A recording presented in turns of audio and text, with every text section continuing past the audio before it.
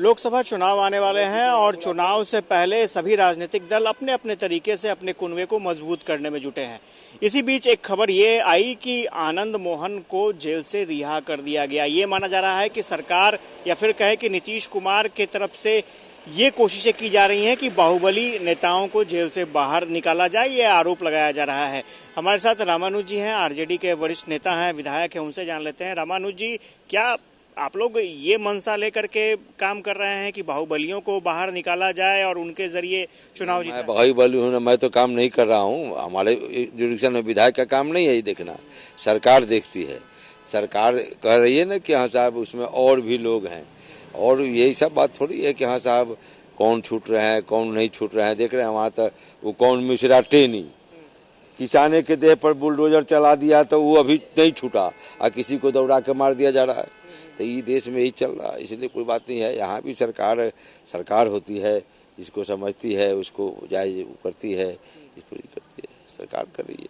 तो उधर मायावती जी ने आपत्ति दर्ज की कि एक दलित डीएम की हत्या हो जाती है और उसके बाद को मैंने देखा नहीं है कि मैं उनके आपत्ति को पढ़ूंगा तो उस पर ये आपत्ति हो सकता है कि उनके आपत्ति में ये हो, तथ्य को देखने के बाद ही ना बोला जाएगा। मायावती जी बोल रही हैं तो आपके से माध्यम से मैं सुना अभी तक। अब तो क्या गलत है क्या? मायावती जी जो बोल रही हैं वो गलत है? मैं पढ़ लूंगा तो बोलूंगा, मैं कहाँ कहा गलत है। तो हम लोग क्या झूठ बता रहे हैं आपको? आप झूठ नहीं बता रहे हैं, लेकिन आप बता रहे हैं ना, तो मीडिया के साथी बता रहे हैं। तो ये है, मैं देख लूंगा कि मायावती जी क्या बोली हैं, तब उसका समर्थन। उन्होंने तो साफ तौर पर कहा है कि एक दलित डीएम था, होनहार डीएम था, बहुत मेहनत करके उसने पढ़ाई की थी और उसकी हत्या हो जाती है। सरकार को विचार करना चाहिए कि जो डीएम होता है, जो यूपीएससी कंप्लीट करके आता है, वो मेहनत से ही पढ़ के आता है।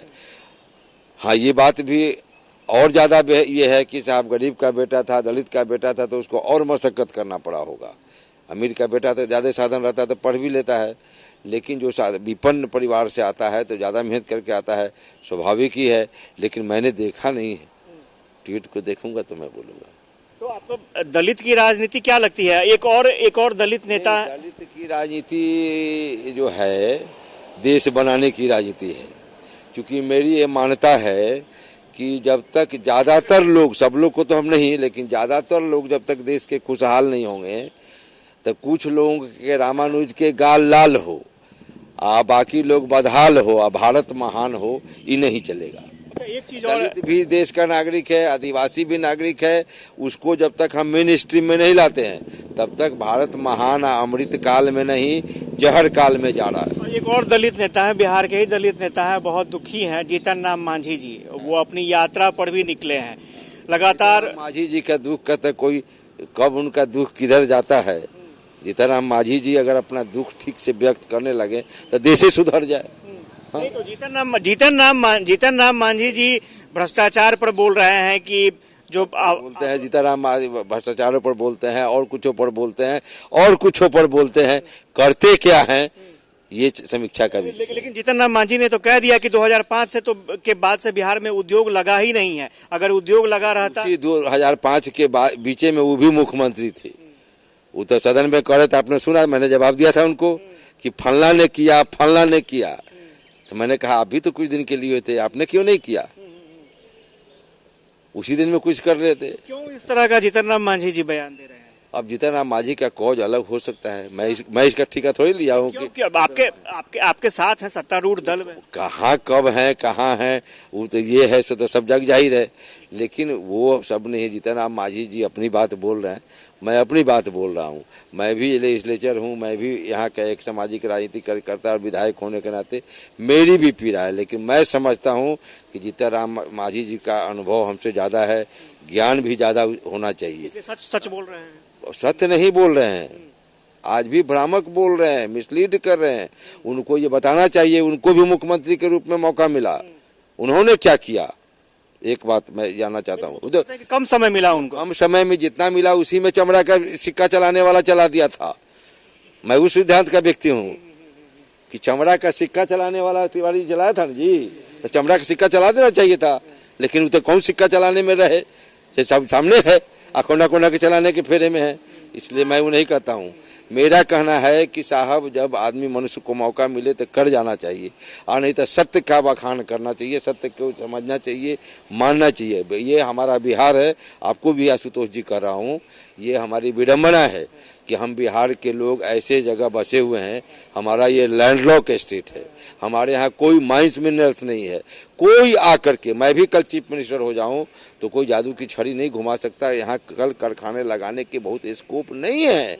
हमारे यहाँ कोई खनिज नहीं है, हमारा कोई समझ नहीं है। केंद्र की सरकार हमेशा हमारे साथ सौतेला व्यवहार करती रही। हमारे जब संयुक्त बिहार था तब कोयला आबरा का लोहा में निकलता था, उस दिन भी वो जो है सो उसमें आज बिजली में रेट बढ़ता था, आप लोग उठाते हैं। तो हम लोग कह रहे हैं कि से वो एक देश एक कानून की बात करने वाला एक ही टैरिफ कर दे पूरे बिजली में, तो नहीं कर रहा है। लेकिन उसके टैरिफ की बातें होती रही थी कि हमारा जो है सो जो हमारे खनिज जा रहे हैं तो बिहार में भी उतना ही में मिलते थे और महाराष्ट्र में भी उतना ही में, तब महाराष्ट्र बन गया, गुजरात बन गया, हमारा बिहार छूट गया। मनोज जी, क्या लगता है जीतन राम मांझी साथ रहेंगे आने वाले समय में? अब ये तो आज की राजनीति में क्या करेंगे हम नहीं बता सकते, लेकिन आज तो कहते हैं कि नीतीश जी के साथ हैं। तो पारस जी तो बोले थे कि मांझी जी जल्द ही आने वाले हैं। पारस जी जल्दी आने वाले हैं कि जाने वाला है, तो पारस जी जानेंगे। पारस जी कहाँ जहाँ है वहाँ रहेंगे कि नहीं रहेंगे, आज की राजनीति में ये भी नहीं कहा जा सकता। तो मतलब मांझी पारस जी रहेंगे कि नहीं रहेंगे, ये भी चर्चा का विषय होना चाहिए कि पारस जी के कब चिराग से जला दिया जाएगा, कब चिराग सटा दिया जाएगा कि वो उछल के भागेंगे। तो मांझी जी को क्या सलाह देंगे? कुछ सलाह देंगे? मांझी जी को मैं तो यही सलाह दूंगा, मांझी जी के छोटा भाई होने के नाते वो अनुभवी लोग हैं, लंबे राजनीतिक जीवन भी है, उम्र भी मुझसे बड़ी है, कुर्सी भी बड़ी बड़ी कुर्सी पर रह चुके हैं, मंत्री मुख्यमंत्री।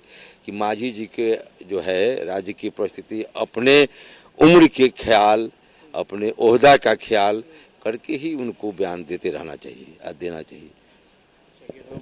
दलित राजनीति, दलित पॉलिटिक्स चल रही है, स्वाभाविक तौर पर अपनी अपनी प्रतिक्रियाएं हैं। मायावती के सवाल पर रामानुज जी ने क्या कहा वो आपने सुना, और खास तौर से जीतन राम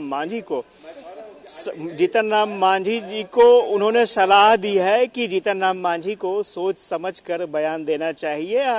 देखना दिलचस्प होगा कि जीतन राम मांझी आगे क्या फैसला लेते हैं। कैमरा पर्सन श्याम के साथ आशुतोष चंद्र, कशिश न्यूज, पटना।